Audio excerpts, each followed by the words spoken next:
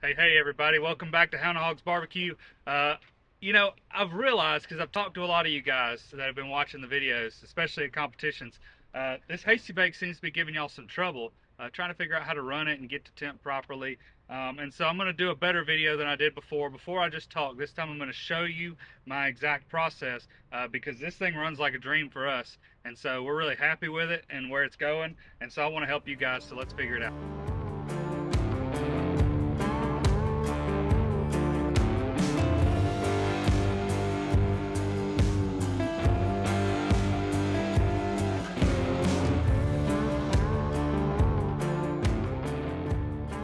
All right, so the first thing you got to start with when you're talking about this grill is you got to talk about charcoal. The number one thing that I see people doing is running their charcoal wrong. The type of charcoal that we're using is Royal Oak All Natural Briquettes. We've used that for a little over a year now, and we've been really happy with it. And let me tell you why. The number one reason why I started using the Royal Oak briquette because they're a small briquette. I know the SCA has a really big following with B&B, and B&B is good charcoal. But me, I found that Royal Oak's a superior product because the smaller briquettes give you more surface area, whereas those big briquettes, they kind of get clumped up in there and they just don't run good. And so I use smaller briquettes because what I found is the less charcoal you put in, the higher temperatures you can get it. I don't put in a whole chimney of charcoal. I leave about 2 inches at the top of my chimney. I light it, let it start turning gray on the top, and then I dump it in, fill in the other half with unlit charcoal. And so that's what I found to really be a good recipe, not only for a single, but for doubles as well. Now, if you guys haven't done the mods to this thing yet, you really should. I got another video about the mods on this because you notice I got a couple additions here. Thermometer and that latch are priceless to me.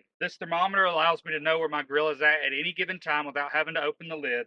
And then this latch allows me to prop open the front door to guarantee that it's closed, to not have to fight with that little metal latch. So what I do is once I dump those in, I close the lid. This thing comes up to temp when the lid's closed. This is a convection cooker. It's different than most cookers out there. And then I leave those vents wide open and I watch this thermometer until it hits 400 degrees.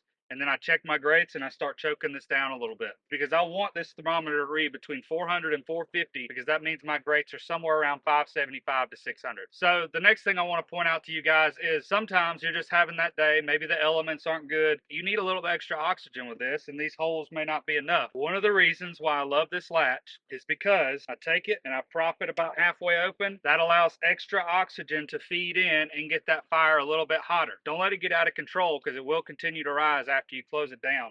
I go ahead 2 or 3 minutes later and I just shut it back down. And the next thing I want to point out is right now, I don't know if you can tell, you might can hear it in the audio. There's some kind of front coming in because it is super windy out here today. Take these front vents and face it towards the wind. So right now, the wind's coming from this direction. And so what I would do at a competition is I would take my grill and I would turn it to where the front is facing where the wind's coming from, and I would control my oxygen with the front vents. You don't ever want the wind coming in the back, okay? Embrace the wind. Use it to fuel your fire. You will go through more charcoal just like every other cooker out there on a windy day, but you can manage this grill and keep it up to temp in those kind of conditions. One thing I do want to point out that I haven't mentioned so far is I never do anything with the back vent. I always leave it wide open. I control everything off the front vent.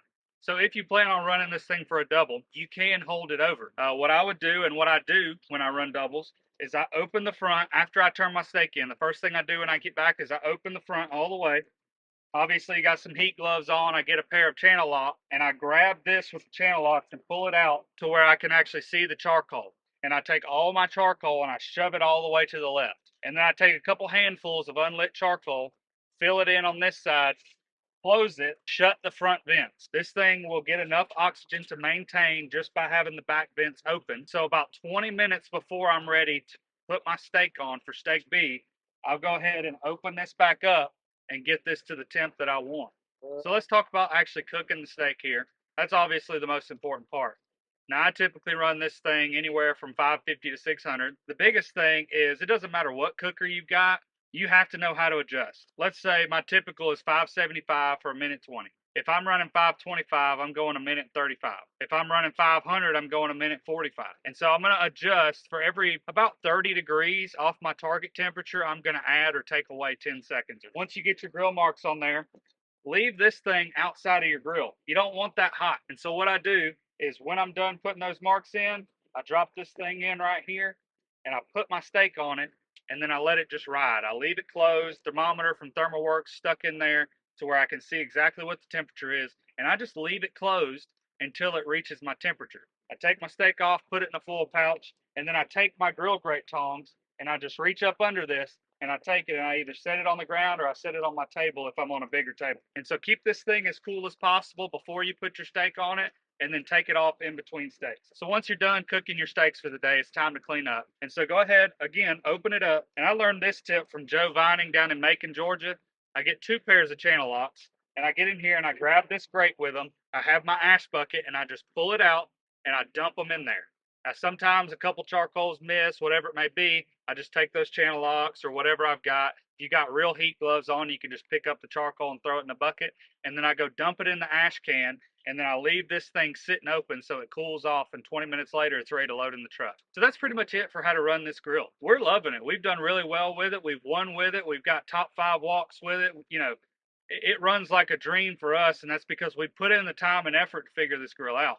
You cannot beat the portability of this grill. Implement these tricks that we've just talked about today to help you run a consistent fire, running that Royal Oak all natural charcoal, running with less than a full chimney and filling it in with unlit charcoal, and using this front door as extra airflow for your grill to get it to the temperature you want it, and you'll find success with this Hasty today. As always, guys, we want to thank you for watching this video with us and just checking us out. We want to encourage you to turn those ideas into reality.